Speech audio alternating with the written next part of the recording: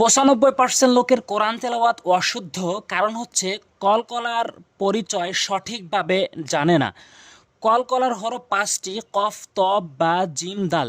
এই পাঁচটি হরফের উপরে যখন যজম হবে তখন ধাক্কা দিয়ে পড়তে হবে, এই কথাটি অনেকেই জানে, কিন্তু এই ধাক্কাটি কদিকে দিতে হয়, এই সাউন্ডটি কদিকে দিতে হয় এটি 95% লোক জানে না, যার কারণে কোরআন তেলাওয়াত অশুদ্ধ, সহিহ হয় না।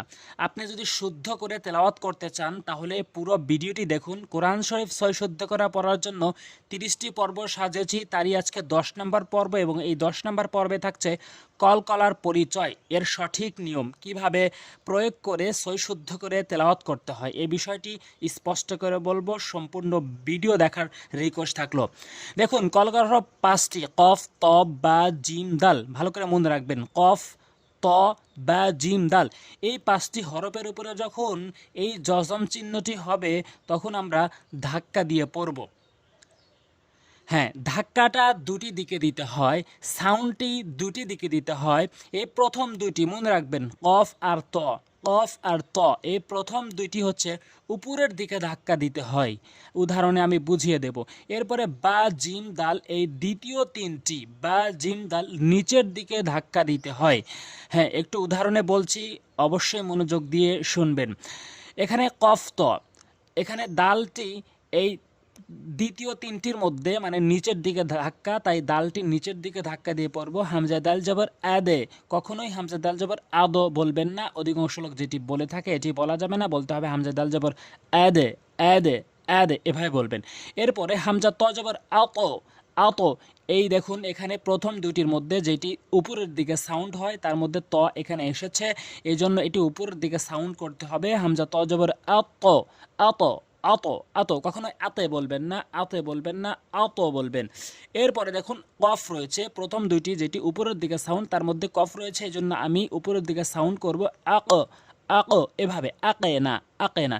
আবার এটি জিম, নিচের দিকে সাউন্ড, এই প্রথম দ্বিতীয় তিনটির মধ্যে রয়েছে জিম, দেখুন এটি নিচের দিকে সাউন্ড হবে অ্যাজে, আজও কখনোই বলতে পারবেন না, অ্যাজে। হামজা জিম জবর অ্যাজে, হামজা বা জবর অ্যাবে, এখানে বা রয়েছে দ্বিতীয় তিনটির মধ্যে নিচের দিকে সাউন্ড, তাই এখানে নিচের দিকে সাউন্ড করছি, হামজা বা জবর অ্যাবে, অ্যাবে।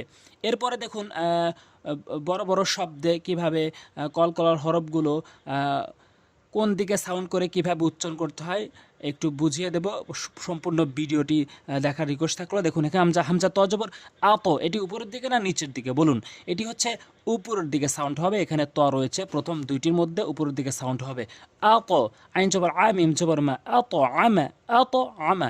এরপরে দেখুন, ডালটি কিন্তু নিচের দিকে সাউন্ড দ্বিতীয় তিনটির মধ্যে রয়েছে, এই তিনটি এখানে আদে হবে, আদো হবে না, আদে খলা, আদে খলা, আদে খলা। এরপর আইন দাল জবর আদে, এখানে কখনো আদো হবে না, নিচের দিকে সাউন্ড হবে আদে, নুন দুই জোরে নিন, আদে নিন। মিম জবর মা, সিন জবর সা, মাসা, দাল দুই জোরে নিন, মাসাদি, নকফ করলে মাসাদে। হ্যাঁ, আরেকটি গুরুত্বপূর্ণ কথা মনে রাখবেন, সেটি হচ্ছে কলকলার পাঁচটি নিয়ম রয়েছে যে উপরে যজম হলে ধাক্কা দিয়ে পড়তে হয়, কিন্তু ওয়াকফের সময় যজম না হলেও ধাক্কা দিয়ে পড়তে হয়, যেমনটি এখানে এসেছে।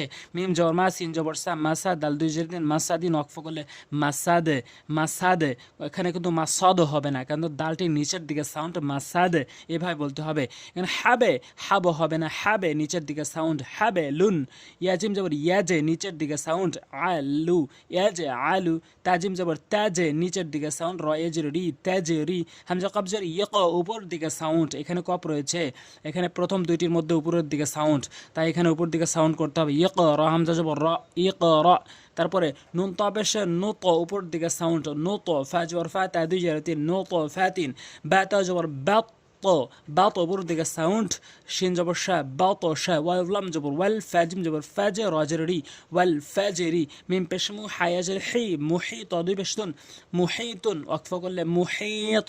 আপনি যদি এই মুহিত, এই কলকলার পরিচয় যদি আপনি বোঝেন তাহলে আপনি সঠিকভাবে তেলাওয়াত করতে পারবেন, আপনার তেলাওয়াত শুদ্ধ হবে, আপনার তেলাওয়াত ভুল হবে না।